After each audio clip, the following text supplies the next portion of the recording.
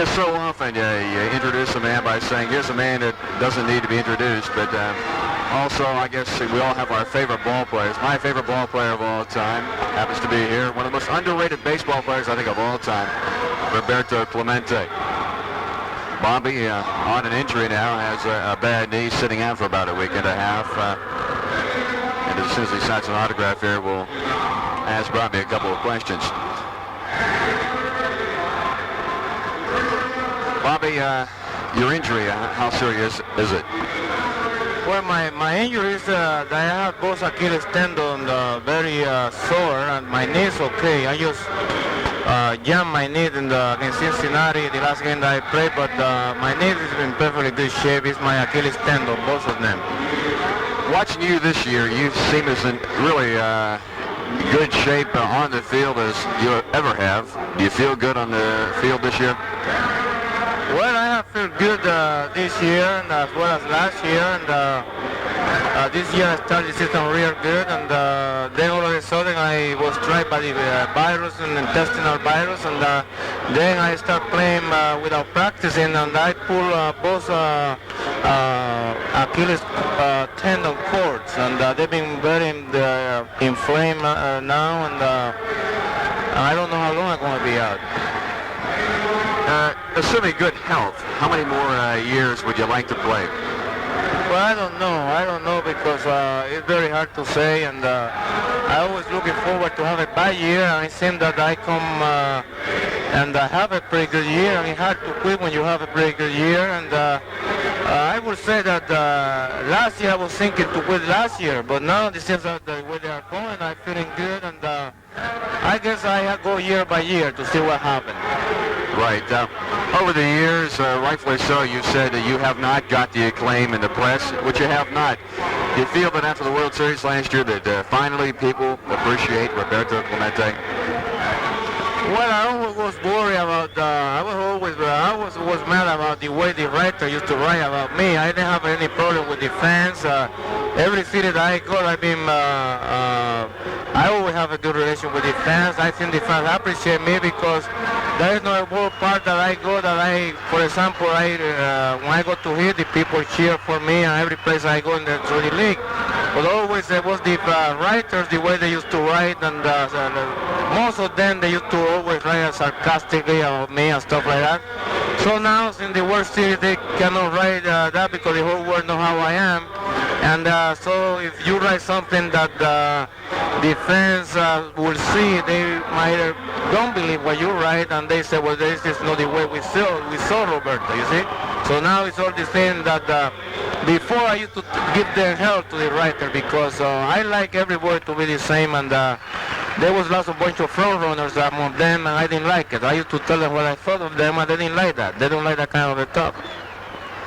Well, Roberto, I think a lot of people don't realize really the great person you are, too. Of course, you're one of the greatest ball players of all time.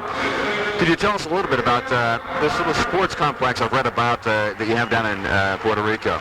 Well, we're working on that. This is a place where a kid will be taken out from school for 2 weeks, and will be put in the sports city, and he will stay there for 2 weeks.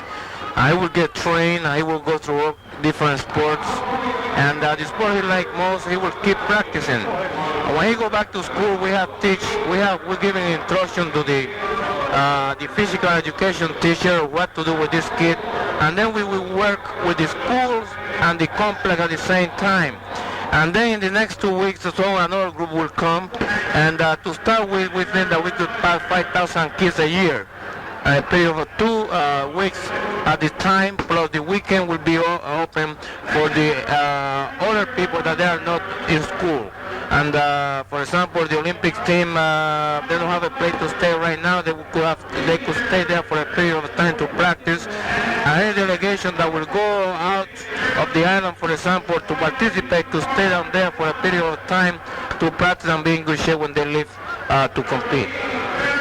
After your playing days, will this complex and this program be your life then? Well, I would say it will be part of me. I don't making any money out of this. I put in lots of money into this thing.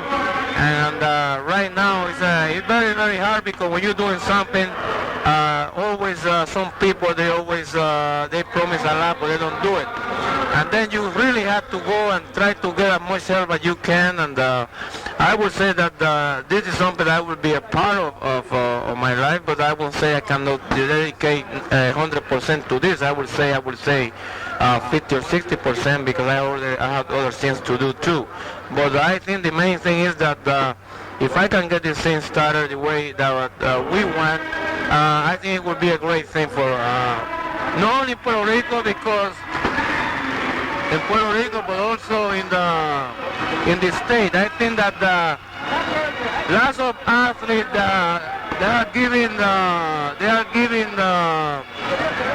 they don't give enough for the sport that they are practicing. I think that, for example, the ball players, they have a play where they can go and be with kids. They should give so many hours to these kids. The football players should do the same, because I think that we make good money because of the fans, and these people pay our way, and I think that we should give more into it. I don't think that athletes give enough to the sport that they participate. I mean, as a free thing for the community, I would say. Well, I felt this way for years, and it's heartening to talk to a man like yourself that could say this, because in my end of the business, radio, TV, or acting, more people in that business should be doing it also, and it's really great to see. One more question here. If you had to look over your career, which has been a great one, what particular moment has satisfied you the most?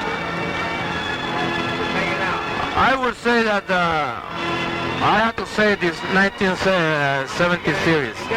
Had to, because I have my family then. I got my kids and my wife. I didn't have it in 1960.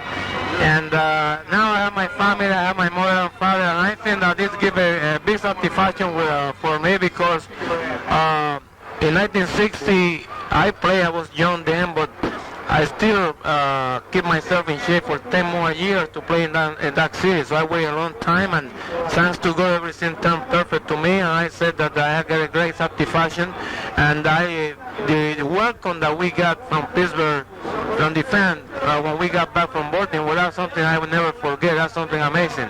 So I would say last year. Well, Roberto, I'd like to just end things by saying you've had a great career, and you've thrilled thousands, millions and millions of fans, and I want to just bring out the point, you're a great ball player, but you're a great man also, and thank you. Thank you very much.